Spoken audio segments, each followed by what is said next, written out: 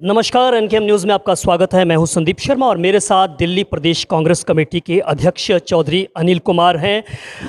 Sir, बात की जाए चौधरी साहब कि इस समय आम आदमी पार्टी और भाजपा ये आमने सामने हैं। एक के बाद एक स्टिंग जो है भारतीय जनता पार्टी जारी कर रही है। पहले स्टिंग जारी किया, अब जो नया स्टिंग आज जो जारी किया है, नया खुलासा किया है, इसको कांग्रेस पार्टी किस तरह से देखती है? देखिए, एक छोटा मोदी, एक बड़ा मोदी। बड़े मोदी जी बड़ी सरकार में बैठे, छोटे मोदी दिल्ली सरकार में बैठे।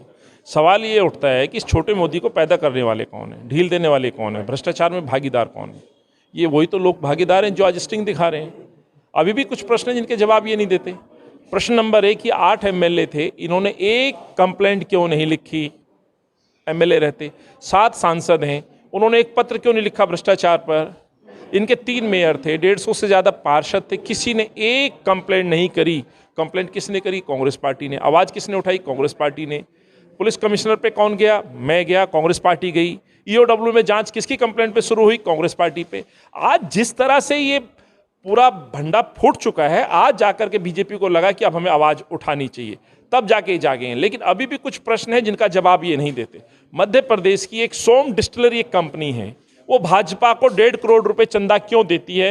ये प्रश्न मैं भाजपा के इन सूरवीर झूठे प्रवक्ताओं से पूछना चाहता हूं। और एक बार नहीं देती है, हर महीने 1 करोड़ रुपए, फिर 50 लाख रुपए, फिर 50 लाख रुपए, लगभग 3 किस्तों में 2 करोड़ रुपए भाजपा को चंदा कहें या रिश्वत कहें, बताएं ना भाजपा। सोम डिस्टिलरी शिवराज जी का बहुत बड़ा एक करीबी मित्र है, जो वहाँ शराब माफिया है, ब्लैक लिस्टेड कंपनी है, होलसेल विक्रेता है, उसको काम कैसे मिला? उस पर एक शब्द भाजपा नहीं बोल रही है। क्यों नहीं बोल रही है? क्योंकि इनकी हिस्सेदारी है। दूसरा, जिन क्षेत्र में शराब के ठेके नहीं खुल सकते थे, जिस लड़ाई को लेकर के हम हरदीपपुरी साहब पे गए, क्यों गए? हम चिंतित थे। शहरी विकास मंत्री है, उनसे हमने आगाह किया कि दिल्ली का जो मास्टर प्लान है उसका जो उल्लंघन हो रहा है। आप उन क्षेत्र में शराब के ठेके खोल रहे हैं जहां खोले नहीं जा सकते। सो हमने गुजारिश की कि एमसीडी को बोले कि इसके अंदर ऐसा उन एरिया के अंदर जो है आप लाइसेंस मत दीजिए। यानी भाजपा वो विपक्ष का मैं बता रहा हूं। तो जिन ठेकों को आपने लाइसेंस दिए वो एमसीडी थी, सरकार आपकी थी, मेयर आपके थे, कमिश्नर आपका था। तो भाजपा भी उतनी भागीदार है इसमें जितनी आम आदमी पार्टी है। अब तो परतें खुलने शुरू हुई हैं, अभी भाजपा के भी हिस्सेदारी का पता चलेगा, किसने कितना कितना पैसा लिया। इस स्टिंग को देखो तो पूरी तरह से जो बात हम कह रहे थे आज वो स्टिंग में दिख रहा है कि कार्टेल बनाया गया। महेंद्रू फैमिली है, कई ऐसे ग्रुप हैं जिन्होंने बैठ के होटलों में, वो नायर है, तो इन लोगों ने मिलकर के पूरी दिल्ली में अरविंद और मनीष सिसोदिया को रिप्रेजेंट किया, लेन देन हुआ। तो हमने तमाम बातें अपनी कंप्लेंट में लिख के दी हैं। ईओडब्ल्यू में भी एक जो जांच चल रही थी, हमने उसको भी कहा कि बंद ना करके सीबीआई को ट्रांसफर किया जाए। और अब मैंने सुना है कि सत्येंद्र जैन को भी नोटिस हुआ है कि वो भी इसमें इन्वेस्टिगेशन का हिस्सा बने। और हम जो बार बार बोल रहे हैं, मनीष सिसोदिया और इनके मंत्री जो पैसा उगाते थे उनको ठिकाने लगाने का काम सत्येंद्र जैन हवाला मंत्री किया करते थे। और अब सच धीरे धीरे आएगा। सवाल ये कि अभी गुनाहगार बाहर क्यों घूम रहे हैं? क्या ये जांच को प्रभावित नहीं करेंगे? सबसे पहले उनको गिरफ्तार किया जाना चाहिए। किसी और पे कोई एक झूठा भी कोई बयान दे दे तो तुरंत ईडी आ जाती है। आज क्यों खुला छोड़ रखा है? क्यों मनीष सिसोदिया गिरफ्तार नहीं किया जा रहा है? स्वाभाविक है, भाजपा को उनको आशीर्वाद है। क्या डील है?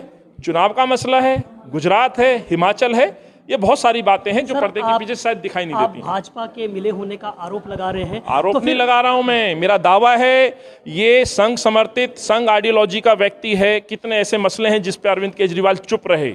शराब नीति पर भाजपा चुप रही, शराब नीति पे इनके एमएलए, सांसद, काउंसलर, मेयर चुप रहे। तो ये कार्रवाई क्या मंत्री, ये कार्रवाई क्या है? ये बिल्कुल मिली जुली सीबीआई की सत्येंद्र जैन पर, मनीष सिसोदिया पर जो कार्रवाई है, इसे आप किस तरह से देखते हैं? अगर आपको लगता है कि मिली भगत है इनकी, तो आपको देखिए, मैं बार बार बोल रहा हूं, जब से स्कीम बनी, कोविड काल था, ये बंद कमरे में स्कीम बना रहे थे, हम सड़कों पे मदद कर रहे थे, लगातार इस पे सवाल उठा रहे थे।